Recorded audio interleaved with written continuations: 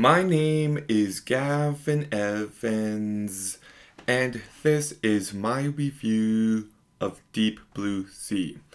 And okay, so I'm not really the biggest fan of shark movies.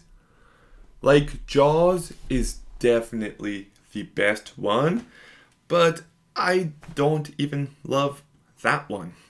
I also like The Meg 2, the second 47 Meters Down movie, and The Shallows, but that might be it. Like, this is not a genre I care for, but I knew people really love this movie. Lots of people say it's a top 2 shark movie, so I watched it with pretty decent expectations, and I was let down. I really didn't care for this movie, but I was also really tired when I was watching it. I kept dozing off, so I just rewatched this movie to give it a proper chance. And okay, it is one of the better shark movies. I still don't love it. I still got quite a few of problems, but it's fine. I'm kind of mixed on this movie. So let's begin by talking about the cast. And Saffron Bowles is awful. She is void of any personality, any charisma, any energy, just a really flat lead. Thomas Jane is capable of giving good performances, but here he just feels like the generic leading man. Just a very bland performance. LL Cool J, who I am not familiar with. Has he been in anything else? I, um, I actually thought he was one. Oh, he's a rapper. Ladies love Cool James. Is that? That's actually kind of funny. What else is he in? Gilbert Taylor, Last Holiday, SWAT. Okay, nothing impressive. He is one of the best parts of this movie. His character is actually quite entertaining, and Samuel L. Jackson does a perfectly fine job.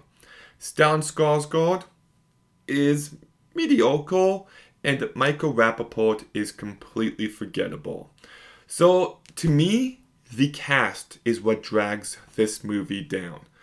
Almost nobody elevates it to the degree that they should have, and it all feels like they're in this deadly serious movie, but they're actually in a really silly movie, and I don't know, these performances don't work for me. The direction by Rennie Harlan, I'm also very mixed on. Like, I'm not the biggest fan of this guy. I like Dream Warriors.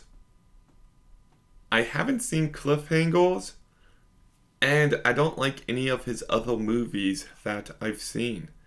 I think this movie needed more energy, needed a bit more personality, and it can be a real drag. Like, this movie can be boring. But I do kind of love the technical craft of it. I love all of the different sets here, and I just really love the look of this movie. It feels like a real movie, and there is so much water, and I love it when a movie is filled with water.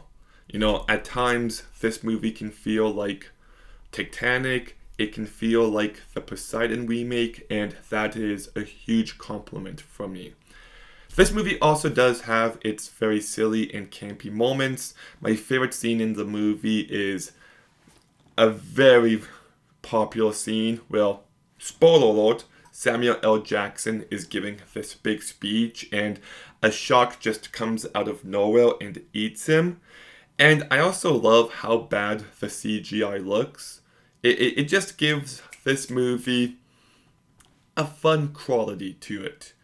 So, the cast sucks. I wish it had more energy, but there's still enough here for me to recommend this movie. I really do like the craft on display, and you can tell it was made by passion, with passion. You can tell that, it's fun enough. So I'm going to give Deep Blue Sea a 6 out of 10.